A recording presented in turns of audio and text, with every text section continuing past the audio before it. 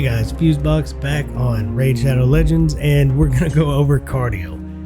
Void Legendary, absolutely amazing, so much to talk about. But real quick, I gotta take the time to thank you guys. I broke 400. Keep the subs up. I appreciate it. It keeps me motivated, keeps me going. So if you don't mind, sign in, sub up, hit that like button. Check out my new channel if you want to check out Magnum Quest, another game that I'm definitely enjoying. Takes far less of my time. Pretty free to play friendly. So if you want to check that out, check out my other channel. I'd appreciate it. So real quick, there is a big 10x going on. And normally I don't get into anything outside of fragment or fusion events. I don't really pull shards.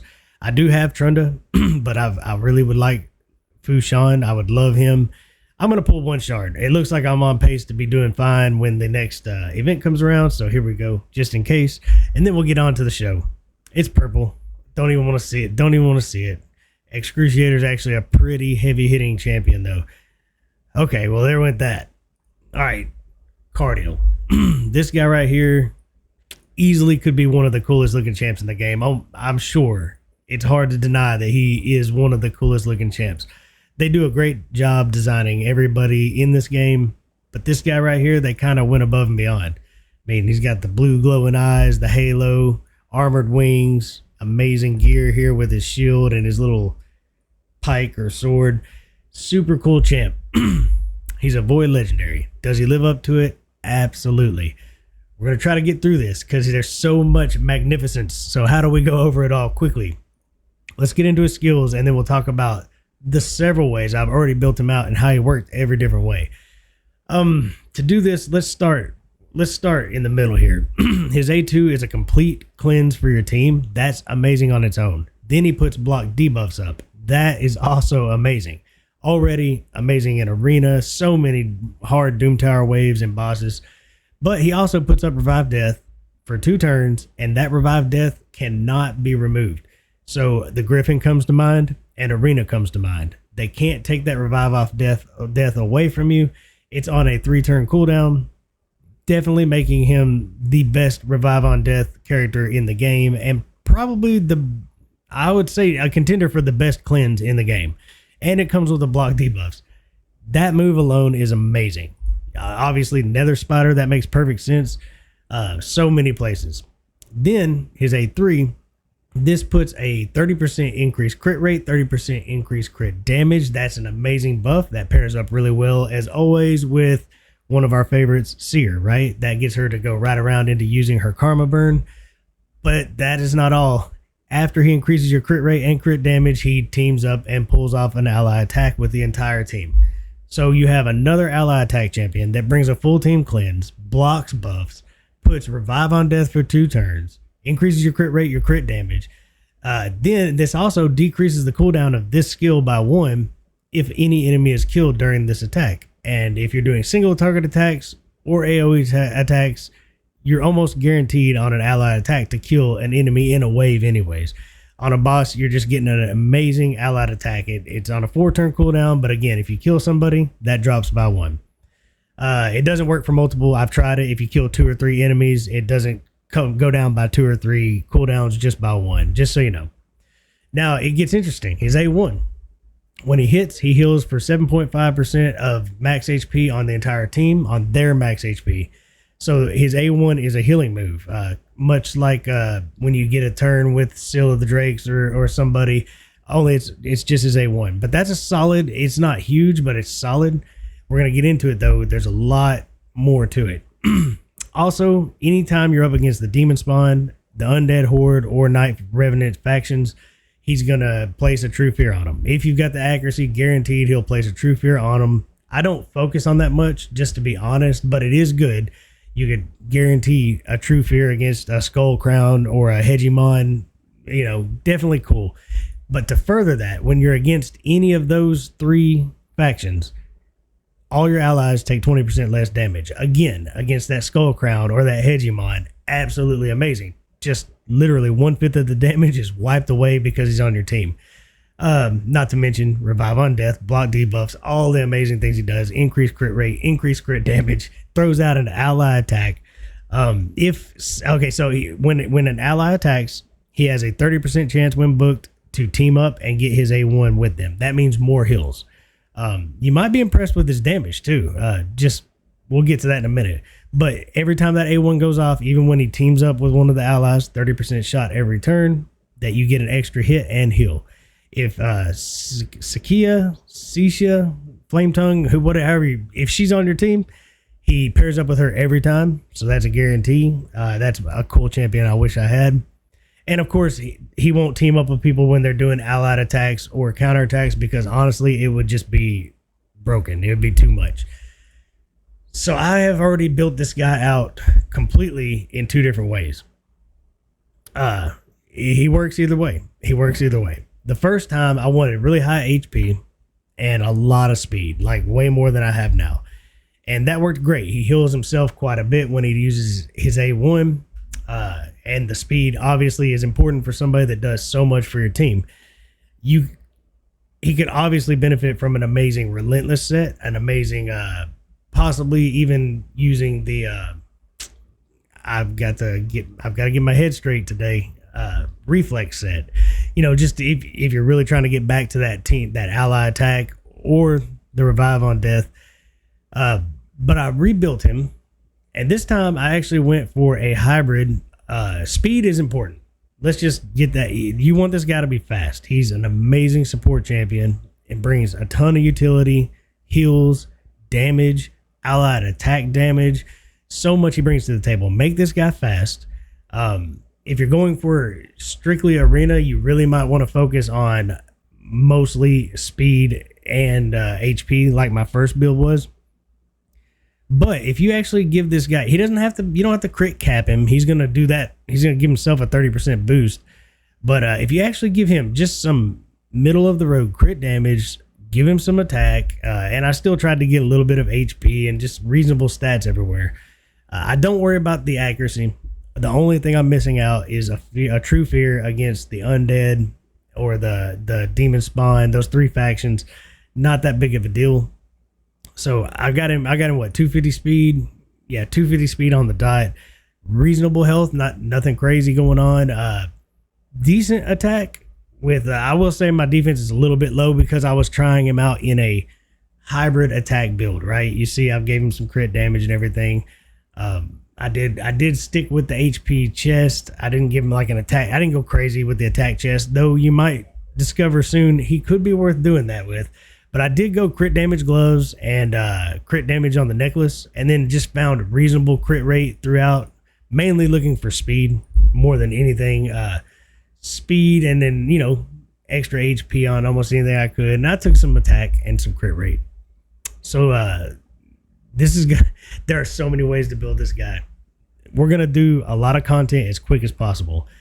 I've already had him once in support and defense. Absolutely was amazing for arena. So I'm going to just say right now that is definitely a great option. This offense tree is pretty impressive though when you're bringing him into Doom Tower and taking him through any other content. And this is how I've been trying him out. I may do just keep in mind that I think I'm going to end up landing. We're going to do even some clan boss with this guy. I do think that I prefer the support tree, giving him some HP and making his heals a little bit more than what they already are. Just increasing his heals and then going into like rapid response because he puts up a ton of buffs and he cycles through them really quick. Might like Cycle of Magic. Lore of Steel could definitely be handy though. I just to let you know, I probably will land back in the support tree instead of the defense tree. Or it just depends. In arena, I would take defense and support. Pretty similar to what I have here with the support tree. The rest of the content, I would take this offense with either there's so many ways to go. Over here, I basically just went straight for War Master. That's it. Defense tree, your main goals are just retribution, possibly deterrence, and the rest is just getting some survivability out of him, and that's it. So you really do got to think about where you're going to use him most, how you're going to use him, because this guy could change your progression and is so amazing all the way through the end game. It just depends on what you want to do with him. So let's get into the arena. We're not going to take a long time on any of this. We're just going to show this guy off. Actually, let's just show what he does. This is not his place, taking him into the campaign, but we don't want power hitters. You can tell I've been playing around with him. That's where I tested if you kill multiple enemies on his ally attack, does it go down by multiple cooldowns? It does not. So we'll just put like some food in here and kind of watch him do whatever it is he does. Let's take this off auto. Okay. So you know what a counterattack looks like. Increasing crit rate, crit damage, and then hitting. And also there's this big move that will cleanse your entire team, put up block debuffs, so nobody has to worry about anything. We'll go ahead and start these. We'll just use his allied attack. Increase our crit rate, damage. Go ahead and do the attack. His A1. Now we're against the these happen to be demon spawn, so he would get that true fear attack or that true fear debuff, but we're not worried about that. So when somebody else takes an A1, there's a 30% chance right there that he joins them and comes in and helps you kill the team. But that also gives you a heal. So let's see if we get it again. 30% shot. We didn't get that one. But every time he uses this A1, we're healing for 7.5% of our max HP per enemy.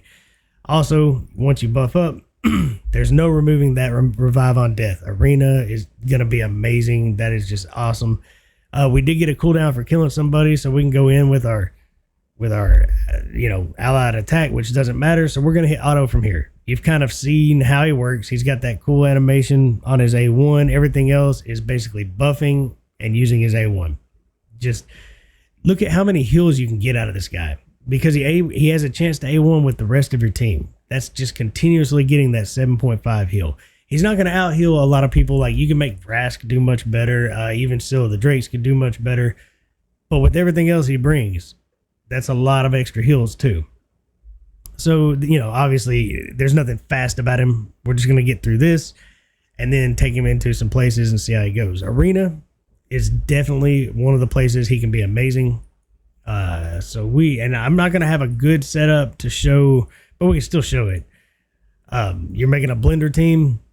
He can definitely fill that role. So we're just going to go against somebody that we know we can at least take them out on speed. So he has a 19% speed in all battles aura. He could definitely pull that off himself. I'm going to make sure that we at least have the advantage on speed here. And this is where you choose. Do you want to bring some AoEs? Do you want to bring... Now, also that revive on death, we could show that off too. If we brought in maybe some single target healers, attackers. We'll bring in some heavy hitters that tend to hit one person at a time. Now, full auto. It depends on what you want. This guy on full auto could be a little bit rough. Let's see what he does. The first thing he does is an allied attack. And so obviously you'd like to choose who you're hitting. If you're not bringing a blender comp, we're bringing single target attacks. But all we have to do is this is going pretty quick actually. All we got to do is from this point on, nobody can take that revive on death away. We can handle almost anything from this point on. So obviously making just a blender comp is another way. Who's somebody that has some nasty debuffs? Is there like the arena these days, right? Yeah, it's whatever. So, all right, so you can just go ahead and do the typical. They are not built well. I really need to fix that. I had them built kind of odd for the Night Revenant faction wars. But if they were built strong, this would full auto very well into a blender comp, increasing everybody's crit and crit damage. You could even drop their crit rate by quite a bit, giving you the ability to build their crit damage even higher, because he's going to buff them by 30% before they attack. So if you have a dedicated blender team for the arena, he can make it that much stronger. Again, mine aren't built to be in a blender comp. They're built for utility, oddly enough. I need to fix Skull Crown anyway in Sinesha. 100% amazing in the arena. Just absolutely, that is the best cleanse you could ask for the arena, coming with a block debuffs. And even if they try to strip that off, they can't take away your ability to revive on death for 2 turns. which brings me straight to the Griffin. The Griffin, matter of fact, this team, yeah, it's set up just about perfect. So you can just full auto into this guy. And I know he removes buffs, but he can't get rid of Brogni's shield, and he cannot get rid of Cardiel's revive on death. So let me skip to the boss. We don't want to watch these waves. I'll be right back. Okay, so we're about done here. Obviously, you're comfortable in the waves with everything that he brings. We happen to start out with our revive on death. That's awesome. He can't be removed. So there we go. We kept it right through that debuff that he pulled on us. He can't clear it. That's amazing. And then we also have the ability to pull in allied attacks against the boss. That's great. We already have defense down. We're going to get extra A1s. We have heals coming out every time he gets an A1 or an extra A1. He brings so much to the team. He's a speed lead right now in the team to make it move faster. I've got attack down on one champion. Plenty of support and damage kind of mixed into one on this. Super easy. He's obviously an absolute dream when it comes to the Nether Spider. I'm not gonna make you watch every single boss. He'll do this same thing so well on the Nether Spider. He'll bring in an allied attack. All your single target allied attacks will hit the Nether Spider. He'll heal every time he does it, which you need badly. He'll full team cleanse. He'll keep that block debuffs up. Everything about him. Dragon, the ice golem, anywhere you're taking debuffs, he's void affinity. He can fit anywhere. The spider just doesn't seem like his place, kind of as usual. Blocking debuffs is great, but you're not getting much out of him. Usually you're in there to try to burn it down these days, and then you're out. So that's the only place that just doesn't make a whole lot of sense for him. But everything else on him is safe for pretty much every boss you can come up against in this game. Magma Dragon, anything that you want to bring an allied attack with all that protection, the ability to revive. So he makes these bosses so much easier. Like, he is that good. He just changed it. The safety value is unreal. So let's talk about clan boss. I'm not going to be able to do a full-on true clan boss team here. So we're going to play a little bit, and then I'm going to save my key to show you what he could do. But I do want to throw you towards, I believe it was Murder Inc. did a video using a clan boss team that somebody else came up with. It's not overpowered. It could be in theory. But it's basically, if you don't have the ability to make an unkillable team, you could easily get a 50 million hit on Ultra Nightmare using some of the things that he brings and stretching your fight out. So let me set something up, and it's not going to be perfectly tuned. So I'm going to do the best I can to show the potential of what he can do, and then we'll just get right out of it. All right, so I'm going to use him as a speed lead. This is not speed tuned, but this team's bringing all kinds of damage from different ways. We've got allied attack here, allied attack here. Our only debuffs will come from here. We're going to get defense down from his A1, poisons, HP burn. We will get weakened from Kutraxa. We'll do the extra procs from Giant Slayer because we got Brogni. And then we're just going to have him doing his A1 the whole time to keep those debuffs extended. This will not last forever. I'm not squeezing in a leech or putting any life steal on here. So we're only relying on Brogni to keep us alive and the heals from the A1 here. But we've got a couple of squishy champions on this team. This is just to show the potential of what he could do. This will be full auto and again, untuned. But you could easily make this affinity friendly because Brogni and Cardiel both can put up block debuffs. It definitely is going to be an amazing team. But what we're waiting for is for all the debuffs. There's our weaken. We want our debuffs to start stacking, and then it's up to Vizier to just keep them up there so we can see the potential of what Cardiel brings to this team. And even at the point where we started dying, that revive on death is a second chance to get Brogni's shield back up. And if this were tuned, it would stand a very, very good chance of pretty much going almost as many rounds, if not potentially more, depending on some substitutions here of an unkillable team. So you see we're blocking stuns just by chance. I didn't tune this to do it, but with two people putting up block debuffs, we have a really good shot. We're getting lots of extra A1s off of Cardiel, which means more heals and more procs of his War Master. Definitely can do an amazing job here, and he's doing pretty solid damage for a support champion hitting for 40,000 and procking. So we're still waiting on break defense. It's kind of unfortunate. I have switched my gear up on Farak and the Fat when I played around with Anax. But eventually he'll land his break defense and the numbers should dramatically climb from there. That's some really bad RNG to still not have it up.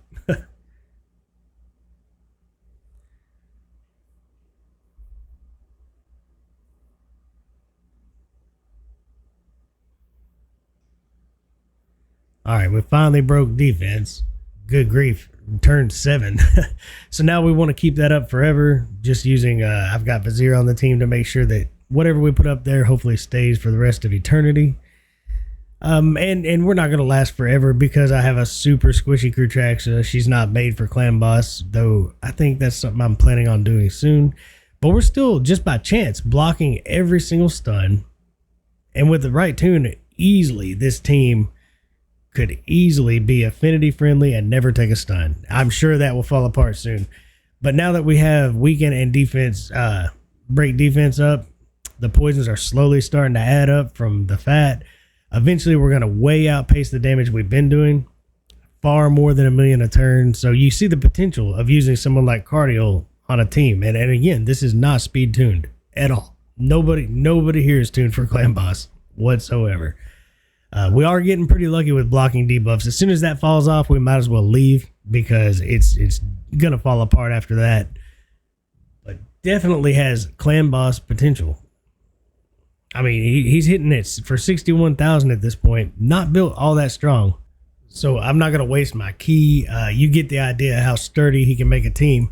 I may actually work on building a team because if you have Cardiel, you could sub out almost anybody else on that team, though I think Brogni or maybe a Man-Eater would be really, really special on that team to make sure it's always affinity friendly, but not necessary. He could, on a tuned team, he could always block the stun and always have that revive on death up. So definitely amazing for clan boss too. He pretty much can fit in anywhere. The spider, I mean, if you just need heals and you want to block those debuffs, that's the only reason I could see bringing him, but he could do that job for you. He could definitely help you out staying alive while you burn down the spider. If you got him, like, I'm telling you, he's one of the best allied attacks in the game. He brings so much damage on bosses and clan boss because of it. One of the best cleanses in the game because of everything it comes with. Blocking debuffs and an unremovable, I'm telling you, in arena, if you're really, really struggling, that not being able to remove that means that you just will not go down in the first 2 rounds. It's not going to happen. He's super cool. If you got him, you definitely hit the jackpot. Like, you hit the jackpot. So enjoy him, build him up. There are plenty of ways to build him. Definitely speed is one of the things he's going to want. He can do for real damage. Like, he is seriously able to do a lot of damage, and he gets so many A1s that it is worth at least squeezing some crit damage into. He's going to buff that himself. He's going to buff his crit rate himself, so you don't have to go crazy, as you see. But HP is going to keep him alive. Defense, I could use more, let's be honest. But he's playing well, and again, on the masteries, I think I'm going to improve that heal through the support tree because I'm probably going to use him more in Doom Tower than anywhere else. Anyways, I hope you enjoyed this. If you got him, I definitely hope you enjoy him. And until next time, guys, enjoy the grind.